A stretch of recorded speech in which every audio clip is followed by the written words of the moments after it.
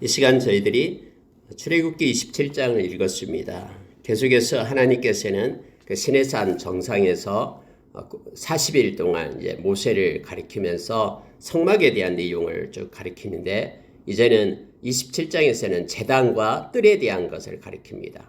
우리가 성막이다 그러면은 지성소와 성소가 있었고, 밖에 이제 뜰이 있습니다. 밖에 뜰이 있고, 나머지, 그러니까 성막이 있는 그 마당이 있는 거죠. 그리고 이제 그 뜰 바깥으로 성경대로 뭐 포장을 치라 이렇게 되어 있죠. 그 경계선을 따라서 이제 성막을 안으로, 그러니까 성막이 있는 곳으로 일반 백성들이 들어오지 못하도록 이렇게 100규빗 그리고 50규빗으로 해가지고 여기서 말한 것처럼 포장을 치게끔 되어 있고요. 동쪽에는 문을 달게끔 되어 있습니다. 이제는 성소 바깥에 하나님께서는 무엇을 할 것인가를 27장에서 가르쳐주고 있는 거죠. 여러분, 일반적으로 우리가 이 성소 바깥에 하면 이제 아까 얘기했던 100규빗과 50규빗으로 포장이 쳐져 있습니다. 그리고 그 안에 이제 성막이 있고요. 그래서 문을 통해서만, 문은 하나밖에 없습니다. 문을 통해서 들어오면 이제 그 뜰 안에 있는 것이 두 가지가 있습니다. 하나는 물두멍이 있고요. 물두멍은 물을 담아놔 가지고 제사장들이 손이나 발을 씻게끔 하는 거죠. 청결을 유지하기 위하여. 그 한쪽에는 이제 제단이 있습니다. 이 제단은 놋제단이죠. 이곳에서 계속해서 이제는 불이 끊이지 않고요. 이곳에서 하나님께 제사를 드리는 곳이 됩니다. 불에 태워서 제사를 드리는 이제는 제단이 있게끔 되어 있죠. 그러고 나서 이제 성소로 들어가면은 성소에서는 이제 한쪽에 떡상이 있고 맞은편에 등잔대가 있고 성소와 지성소 사이에 분향단이 있고요. 또 이제 지성소에 들어가면은 지성소에는 증거궤 또는 언약궤라고 하는 이 증거궤가 있고요. 이와 같이 구성되어 있는 것이 성막의 전체 형태입니다. 이제 하나님께서는 안에서부터 차근차근 이러이러한 것을 만들어라 하고 모세에게 산에서 지금 가르치고 있는 거예요. 그러면서 오늘 27장에서는 이제 제단과 성막의 뜰에 대해서 가르쳐주고 있습니다. 몇 가지만 보고요. 기도하는 시간을 갖겠습니다. 여러분, 우리가 제단이란 말을 많이 쓰잖아요. 제단에 올린다. 하나님의 제단에 이렇게 제단, 숯불 내 입술에 대니 하면서 찬양도 하고요. 이 제단이란 말을 많이 씁니다. 이게 제사 드리는 곳이죠. 뭘로요? 태워서. 이렇게 불로서 하나님 앞에 태워서 이 번제를 드릴 때 모든 이렇게 죄를 대신해 가지고 이 동물의 머리에 안수를 하고요. 정가시켜서 그 동물을, 그 짐승을 잡아가지고 이제는 제단에서 불사르게끔 되어 있는 거예요. 그래서 이 제단이 굉장히 중요하죠. 하나님께서는 이 제단을 말할 때에, 자, 2절이 이렇게 말합니다. 그 내 모퉁이 위에 뿔을 만들되 그 뿔이 그것에 이어지게 하고 그 제단을 롯으로 싸고, 이렇게 되어 있습니다. 제단을 어떻게 만드냐면 조각목 나무로 먼저 만들고요. 나무 위에다가 놋으로 입히는 거예요. 이 제단은 그래서 놋제단 이렇게 얘기합니다. 금으로 입히는 것이 아니라, 은으로 입히는 것이 아니라 이 제단은 놋으로 입혀가지고 그곳에서 이제 예물을 드리고 불로서 하나님께 바치는 곳이 바로 이 제단이 됩니다. 희생제물을 불태우는 곳에 사용되는 것이죠. 그래서 번제단 또는 이것을 우리가 놋제단 이렇게 부르기도 합니다. 여러분, 하나님 앞에 이렇게 드린 것 중에서 이 중요한 게 바로 제단입니다. 이걸 우리가 볼 때에 예수 그리스도가 이 땅에 대제사장으로 오셨다라고 히브리서에서 말씀해 주죠.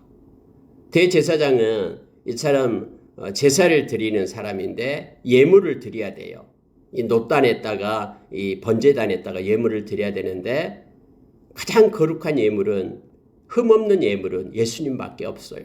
자기 자신밖에 없는 거예요.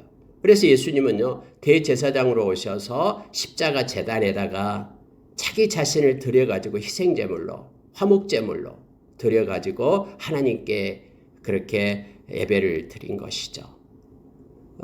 여러분, 그래서 바울 사도는 로마서 12장 1절에서 우리에게 그렇게 말합니다. 너희들도 예수님처럼 제물이 되라 라고 말합니다. 그런데 너희들이 제물이 된 것은 지극히 거룩한 제물이 되라, 산 제물이 되라 이렇게 말하는 거예요. 이것이 너희가 드릴 영적 예배다 하면서 우리가 진짜 예배가 되면 뭐냐면은 이 제단 앞에 우리 자신을 예수님처럼 드려라라는 거예요. 우리가 산 제물로 하나님 앞에 드려지는 것, 이 제물이다라는 것은 원래 죽여서 드리는 것이 제물이거든요. 산채로 드리지 않습니다. 그런데 바울사도는 로마서 12장 1절에서 예수님이 우리를 위하여 그렇게 십자가 제단의 제물이 됐듯이 이제는 우리가 예수 안에서 생명을 얻었으니까 너희들이 산 제물이 되라 이렇게 말합니다. 우리의 삶을 얘기하고 있는 것이죠. 제물은 자기 뜻대로 살아서 움직이는 것이 아니라 이제는 예수 안에서 우리 자신은 죽고 우리 안에 예수가 살게 하는 것, 이것이 갈라디아서 2장 20절에서 믿음이라는 것이고 이러한 삶으로 통해서 살아있는 그러한 제물로 하나님께 순종하는 자가 되라. 이것이 너희가 드릴 영적 예배다라고 우리에게 바울사도는 가르쳐주고 있음을 보게 됩니다. 우리가 여러분 늘 이러한 제단 앞에 우리 자신을 산제물로 드리는 자가 되기를 원합니다.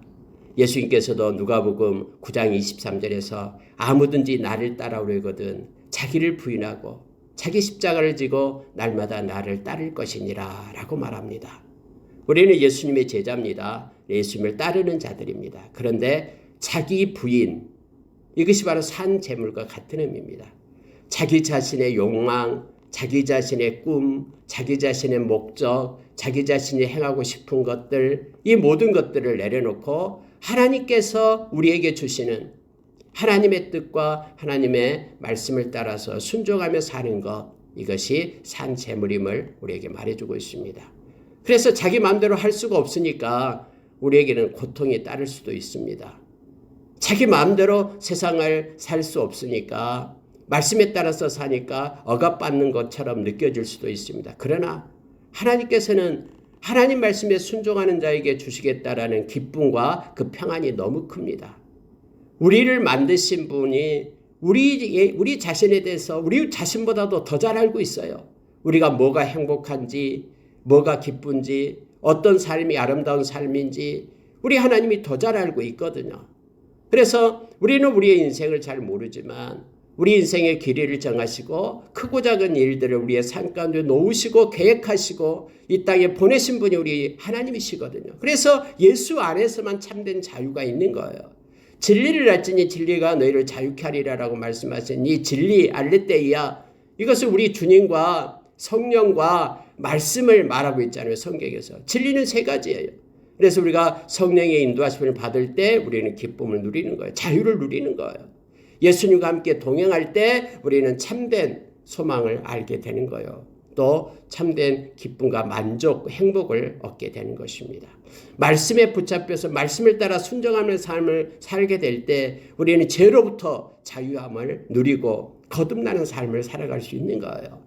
그래서 여러분, 우리가 산 제물이 된다라는 것은 이 제단에 우리 자신을 드리고 우리 것을 내려놓고 주님의 것으로 옷 입는 것이 바로 이 산 제물, 영적 예배다라고 우리에게 가르쳐 줍니다. 언제나 제사에 있어서 가장 중요한 것이 이 제단이거든요. 그래서 이 제단을 뜰 밖에서 불러서 태워서 깨끗하게 하는 것이 죄를 없애는 것이 제단이고요. 옆에는 물두멍이 있어가지고 손을 물에 씻는 것, 물과 불로 정결케 하는 그런 것을 이렇게 뜰에다가 만들어 놓고 있음을 보게 됩니다. 오늘도 우리가 주님을 따라갈 때 나는 죽고 내 안에 그리스도가 사는 것이 믿음임을 우리가 기억하면서 주님 의지하고 내 멍에를 내려놓고 예수 그리스도의 멍에를 메는 것이 참된 쉼을 얻는 것이다라고 마태복음 11장 28절에서 30절에서 우리에게 가르쳐주고 있죠. 우리 가운데 제단이 있어서 그 제단 안에 늘 우리가 우리 자신을 하나님께 드리고 하나님의 것으로 덧입는 우리가 되기를 원합니다. 여러분 이제 뜰에 가면요 9절에 보시기 바랍니다. 너는 성막의 뜰을 만들지니 남쪽을 향하여 뜰 남쪽의 너비가 100규빗의 세마포 휘장을 쳐서 그 한쪽을 당하게 할지니 그 기둥이 스물이며 그 받침 스물은 노수로 하고 그 기둥의 갈고리나 가름대는 은으로 할지며 이렇게 북쪽에도 너비가 100규빗 포장을 치되 남쪽과 북쪽이 100규빗이에요. 직사각형이니까요. 그리고 이 동쪽은 이제 문이 있고요. 그리고 서쪽에는 이제 50규빗이 됩니다. 근데 여기 성경에 보면은요, 세마포 휘장을 쳐서 나타내는 거예요. 여러분, 이게 반드시 있어야 됩니다. 이게 경계예요, 경계. 다시 말하면은 세상의 것이 하나님의 그 거룩한 성전으로 들어오지 못하도록 경계, 세마포, 하얀 세마포를 쳐가지고 경계를 쌓으라고 말합니다. 거룩한 지역으로 구분을 하는 것입니다. 여러분, 이것은 우리에게 중요한 것을 말해주고 있습니다. 하나님께서는 세마포 하얀 것으로 이 담을 쌓듯이 경계를 정하라라고 말합니다. 하나님의 거룩한 것으로 지정해 놓은 거예요. 세상 가운데 거룩한 곳으로 지정해 놓은 곳이 바로 교회입니다. 우리 주님이 만드신 이 교회, 음부의 권세가 해할 수 없는 곳이 교회죠. 근데 교회는 구분이 돼야 됩니다. 어디하고요? 세상하고. 이 하나님의 성막을 경계를 쌓아가지고 하얀 세마포로 이렇게 거룩한 지역으로 경계를 하나님이 하셨듯이 오늘날도 동일하게 교회인지 세상인지 세상이 교회에 들어와 가지고 교회의 거룩함을 소멸되고 거룩성을 빼앗아가 버리고 정직하고 깨끗함이 없다 그러면 경계가 없는 거예요. 하나님의 백성에게도요, 삶 가운데 이 경계가 있어야 됩니다. 거룩한 하나님께 속한 자로서의 삶을 살아야 됨을 말씀 가운데 우리가 묵상하면서 바라보게 됩니다. 절대로 다른 일반인들은 들어올 수가 없었거든요. 어떤 짐승들도 들어올 수가 없어요. 오직 문을 통해서만 들어가게 됩니다. 동쪽에 있는 문을 통해서. 자, 여러분 16절 보십시오. 뜰 문을 위하여는 청색, 자색, 홍색 실과 가늘게 꼰 배실로 수노와 짠 20규빗의 휘장이 있게 할지니 그 기둥은 넷이요 받침은 넷이며. 이렇게 해서 동쪽 한 군데에만 이렇게 문을 만들게끔 20규빗으로 문을 만들게끔 말합니다. 그러니까 동쪽이 전체 면이 50규빗이거든요. 그 중에서 20규빗으로 문을 만들게끔 하고 실을 짜서 그렇게 휘장을 만들게끔 합니다. 그 휘장을 통해서 안으로 들어가는 거예요. 오직 문은 하나입니다. 그 하나를 통해서 성소로 성막들로 들어가게 되는 것이죠. 여러분, 이 말씀을 보면은요, 예수님께서 요한복음 10장에서 그렇게 말씀하셨잖아요. 요한복음 10장에서 우리에게 가르쳐 주죠. 예수님은 나는 양의 문이다 라고 말씀합니다. 10장 9절에서 말하죠. 양들인 우리들이 들어가야 될 문이다라고 말합니다. 문을 통해서 들어가지 않는 것은 다 강도요 도둑이다 라고 말하잖아요. 그럼 도둑이 오는 것은 죽이고 멸망시키려는 것이다. 도둑질하고 죽이고 멸망시키라는 것이다. 그러나 내가 온 것은 양의 문이 되어서 내가 온 것은 양으로 생명을 얻게 하고 더 풍성히 얻게 하는 것이다 라고 말합니다. 그럼 문으로 들어가는 자는 우리 주님이 말씀했잖아요. 문으로 들어가는 자는 구원을 얻을 것이다. 그리고 들어가며 나가며 꼴을 얻을 것이다 라고 말합니다. 예수님이 문이다라고 말합니다. 우리가 들어가야 될 문. 오직 이 성막에는요, 문이 하나밖에 없습니다. 그것을 통해서만 들어가야 되죠. 그래서 죄사함을 받고 구원을 얻고 하나님께로 이르게 된다라고 말하죠. 이 모든 성막이다. 그래서 예수님을 나타내고 있음을 성경이 말해주고 있잖아요. 나를 통하지 않고는 아버지께로 갈 자가 없다라고 말씀을 합니다.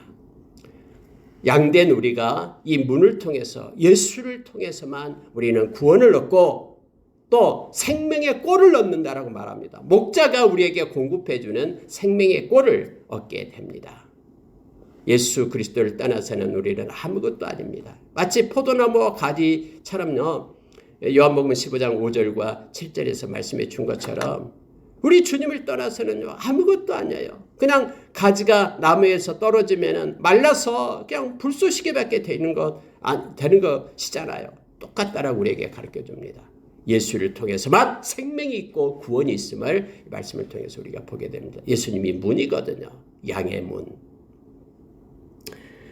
자, 여러분 이 말씀 보고 마치겠습니다. 자, 20절, 21절요. 너는 또 이스라엘 자손에게 명령하여 감나무로 짠 순수한 기름을 등불을 위하여 내게로 가져오게 하고 끓이지 않게 등불을 켜되 아론과 그의 아들들로 해마간 증거계합 휘장 밖에서 저녁부터 아침까지 항상 여호와 앞에 그 등불을 보살피게 하라. 이는 이스라엘 자손이 대대로 지킬 규례이니라 해서 분향단을 만들고 또 여기서는 이제 우리가 잘 아는 그 등대가 있잖아요. 등불을 켜게끔 떡상 앞에 있는 그 등잔대에 그냥 등잔대만 가지고 불이 안 켜지잖아요. 안에 기름이 있어야지 불을 켜지잖아요. 그래서 이 기름을 만들고 그 기름을 가지고 불을 피우는 일이 이제는 끊이지 않게끔 하라라고 말합니다. 성소 안에 등불을 켜두어라 라고 말합니다. 여러분, 낮에는 이제 문을 통해서 들어온 빛을 가지고 이제 일을 하고요. 밤에는 이제 이 등잔대에 불을 켜서 그 성소 안에서 일을 하게끔 제사장들이 일하게끔 하죠. 이 등을 켜는 일이 누굽니까? 불을 지키고 보존하는 사람들이 누굽니까? 일반 사람들은 이거 하지 못합니다. 누가 합니까? 제사장이 하는 거예요. 아론과 그의 아들들, 이 제사장이죠. 아론과 그의 아들들로 해마간 증거계합 휘장 밖에서 저녁부터 아침까지 항상 여호와 앞에 그 등불을 보살피게 하라. 저녁부터 아침까지만 불을 켜거든요. 밤이니까. 여러분, 아론과 그의 아들들은 제사장입니다. 오늘날은 저와 여러분이 제사장입니다. 거룩한 제사장, 왕같은 제사장. 그들은 불을 켜야 됩니다. 어두운 세상에서 어둠이 올 때 불을 켜고 있어야 됩니다. 이것이 해야 될 제사장의 몫입니다. 그럼 불을 켠다는 건 뭘 얘기합니까? 깨어있는 것을 말하죠. 우리가 누가복음 12장 35절에서 허리에 띠를 띠고 등불을 켜고 서 있으라. 어두운 이 세상에서 라고 우리에게 말씀을 하고 있죠. 여러분, 우리가 늘 깨어서 이 등불을 켜고 있는 자가 되어야 됩니다. 기도로 깨어 있고 말씀으로 깨어 있고 그래서 이 어둠이 거짓이 들어오지 못하도록 진리를 파수할 책임이 제사장들에게 있는 거예요. 우리가 이제 마지막 때가 되면은 선지서에 나오잖아요. 에레미야서에서 나오잖아요. 하나님께서 그렇게 탄식했다는 거예요. 제사장들이 말씀을 떠났다라고 말합니다. 말씀을 붙잡고 있는 것이 등불을 켜고 있는 것인데 말씀을 떠나서 하나님의 뜻도 모르고 그들이 그렇게 행했다라고 가르쳐주고 있잖아요. 우리가 등불을 켜고 서 있는 자 되기를 원합니다. 이 등불을 켜고 있는 자, 깨어서 기도하는 자로, 근신하는 자로, 말씀을 따라 행하는 자로, 거짓이 들어오지 못하게끔 진리를 붙잡는 자로, 어둠에서 등불을 밝히는, 어두운 세상에 등불을 밝히는 자로 우리가 그렇게 서 있는 자 되기를 원합니다. 말씀을 마치겠습니다. 오늘 여러분 성막의 그 바깥들 그리고 제단에 대해서 여기 성경을 기록해 주면서 우리로 하여금 깊은 그런 묵상을 하게끔 말씀은 우리를 이끕니다. 오늘 하루도 저와 여러분이 산 제물로서 우리 주님의 뜻을 따라서 순종하는 삶, 그리고 등불을 켜고 서 있는 삶, 그리고 거룩을 지키며 하나님 앞에 구별된 삶을 살아가는 거룩한 백성으로서의 삶을 사는 우리가 되기를 원합니다. 함께 기도하겠습니다.